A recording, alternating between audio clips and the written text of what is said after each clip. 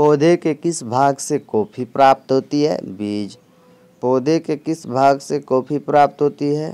बीज से प्राप्त करते हैं। पौधे के किस भाग से कॉफ़ी प्राप्त होती है? बीज। पौधे की वृद्धि के लिए कितने आवश्यक तत्वों की ज़रूरत होती है? पौधे की वृद्धि के लिए कितने आवश्यक तत्वों की ज़रूरत होती है? 16 तत्वों की। पौधे की वृद्धि के लिए कितने आवश्यक तत्वों की ज़रूरत होती है? 16 तत्वों की ज़रूरत होती है।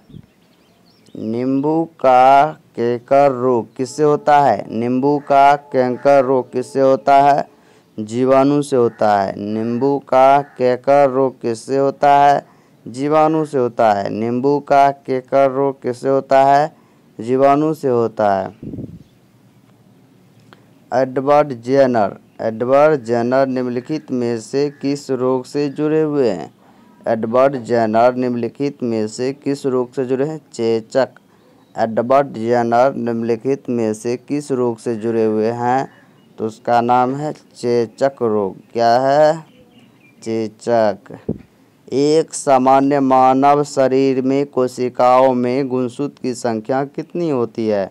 एक सामान्य मानव शरीर कोशिकाओं में गुणसूत्र की संख्या कितनी होती है? 46। एक सामान्य मानव शरीर में कोशिकाओं में गुणसूत्र की संख्या कितनी होती है? 46 होती है। कितनी होती है? 46 होती है। लार में कौन सा एंजाइम पाया जाता है? लार में कौन सा एंजाइम पाया जाता है? उसका नाम क्या है? टाइलिन। लार में पाया जाने वाला एंजाइम क्या है? लार में कौन सा एंजाइम पाया जाता है? टाइलिन। लार में कौन सा एंजाइम पाया जाता है? उसका नाम क्या है? टाइलिन। मानव शरीर का पीएच मान, मानव रुधिर का जो है पीएच मान कितना होता है? 7.4 होता है। मानव रुधिर का पीएच मान होता है मानव रुधिर का पीएच मान होता है 7.4। मानव रुधिर का पीएच मान कितना होता है? 7.4। रक्त में पाए जाने वाली धातु है? रक्त में पाए जाने वाली धातु है लोहा। रक्त में पाए जाने वाली धातु क्या है? लोहा है। मनुष्य में मेरुदंड से कितनी जोड़ी तंत्रिका निकलती है? मनुष्य में मेरुदंड से कितनी जोड़ी तंत्रिका निकलती है? 31 जोड़ी। मनुष्य में मेरुदंड से कितनी जोड़ी तंत्रिका निकलती है? 31 जोड़ी। मनुष्य में मेरुदंड से कितनी जोड़ी तंत्रिका निकलती है? 31 जोड़ी तंत्रिकाएं निकलती है। इंसुलिन की खोज किसने की थी? इंसुलिन की खोज किसने की थी? बेटिंग और बेस्ट ने। इंसुलिन की खोज किसने की थी? बेटिंग और बेस्ट ने की थी। इंसुलिन की खोज बेटिंग और बेस्ट ने की थी। सोयाबीन में प्रोटीन का प्रतिशत होता है? सोयाबीन में प्रोटीन का प्रतिशत होता है 42%। सोयाबीन में प्रोटीन का प्रतिशत होता है 42% होता है। शरीर में ऊतकों का निर्माण किससे होता है? शरीर में ऊतकों का निर्माण किससे होता है? प्रोटीन से होता है। शरीर में ऊतकों का निर्माण किससे होता है?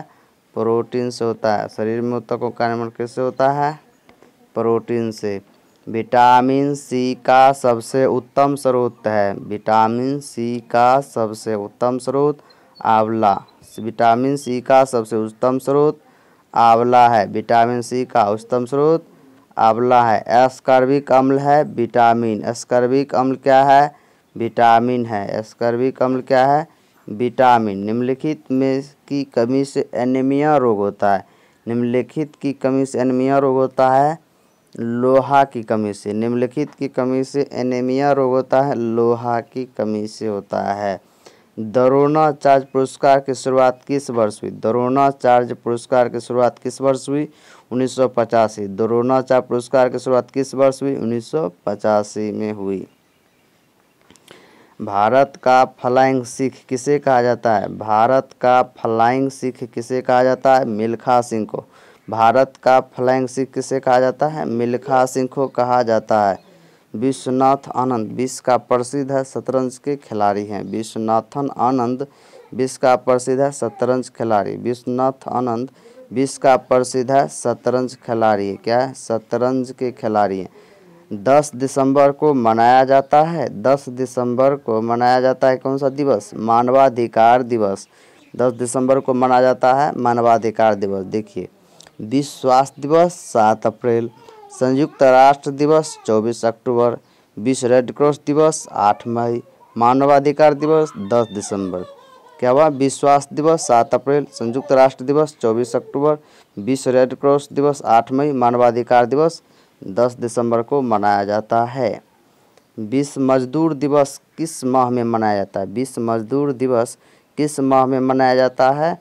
मई में। कब? 1 मई को मनाया जाता है। विश्व मजदूर दिवस किस माह में मनाया जाता है? मई को। मई में 1 मई को सार्वजनिक दिवस के रूप में मनाते हैं मजदूर दिवस। हिमोपदेश नामक पुस्तक के लेखक कौन है? हितोपदेश नामक पुस्तक के लेखक कौन है? नारायण पंडित। कौन है? नारायण पंडित। गुलामगिरी का लेखक कौन था? गुलामगिरी का लेखक कौन था? ज्योतिबा फुले। गुलामगिरी का लेखक कौन था? ज्योतिबा फुले। गुलामगिरी लेखक कौन था? ज्योतिबा फुले। भारत के राष्ट्रीय ध्वज की लंबाई और चौड़ाई का अनुपात कितना होता है? 3:2। भारत के राष्ट्रीय ध्वज की लंबाई और चौड़ाई का अनुपात क्या है? 3:2। भारत के राष्ट्रीय ध्वज की लंबाई और चौड़ाई का अनुपात क्या है? 3:2 है। 3:2 है। और देखिए, भारत के राष्ट्रीय ध्वज की लंबाई और चौड़ाई का अनुपात 3:2 है। बाल विवाह की प्रथा आरंभ की गई थी गुप्त काल में। बाल विवाह प्रथा आरंभ हुई थी गुप्त काल में। बाल विवाह प्रथा आरंभ हुई थी गुप्त काल में। मेगास्थनीज के पुस्तक का नाम क्या है? इंडिका। मेगास्थनीज के पुस्तक का नाम क्या है? इंडिका। मेगास्थनीज की पुस्तक का नाम क्या था? इंडिका। जातक किसका ग्रंथ है? जातक किसका ग्रंथ है? जातक ये बौद्ध धर्म का ग्रंथ है। जातक किस का ग्रंथ है? बौद्ध धर्म का ग्रंथ। अगर दोस्तों वीडियो अच्छा लगा है तो लाइक करें, शेयर करें और कमेंट करें। और online class Rahul Mehta channel को ज़रूर सब्सक्राइब करें और वीडियो को ज़्यादा से ज़्यादा शेयर करें।